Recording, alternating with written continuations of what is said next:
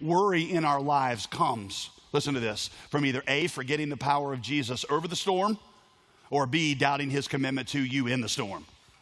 It comes from one of those two places every single time. You see, Mark tells this story because it depicts how we often feel in life. We sense these storms brewing around us, and it seems to us like Jesus is sleeping if he exists at all. Or maybe we look around and we see the size of the waves and see how they're coming up over the side of the boat, and they seem overwhelming, and the water is filling up our boat, and we feel like we're being drowned by bills.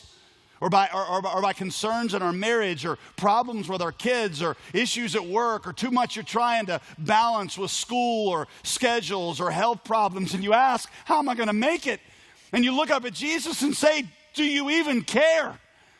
Well, where are you when my marriage is going through this? And aren't you supposed to take care of me? Do you even exist at all? Mark is telling you when that happens, 3 things you're supposed to do. First, realize that those feelings are natural. Even the disciples who were the future leaders of the church, that's what they felt. But second, and just as importantly, don't listen to those feelings. Put your eyes on Jesus. Put them on his power and his commitment and his ability over the storm. Salvation doesn't come from getting on top of your circumstances. It comes from believing God's promises.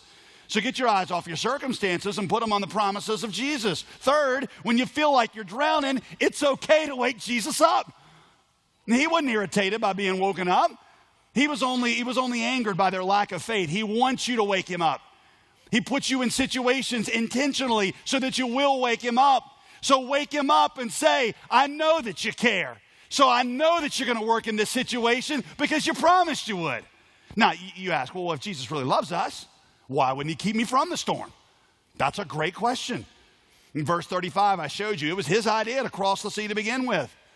It wasn't a bad situation they got themselves into that he's now trying to fix. The whole thing was his idea. He could very easily have had them avoid this situation. Why did he knowingly send them into the storm? Why does he knowingly send you into the storm? Maybe you've seen people celebrating how God healed somebody from cancer, but your question that you didn't want to ask was, well, why did God give him cancer to begin with? Why did he let him go through cancer? If he really loved him and he could heal him, why didn't he just keep him from it? Here's why. Because there's something more important than God keeping you from all storms, and that is God teaching you his faithfulness in the storm.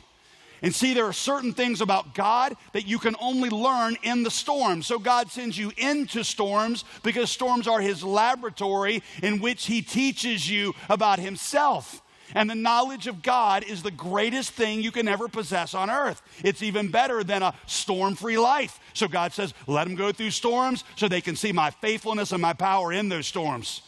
See, here's what I've learned. Everybody wants to see miracles. Everybody wants to see miracles in their lives. Nobody wants to be in a place where they actually need one. But until God puts you in a place where you need his sustaining power, you're never going to experience it.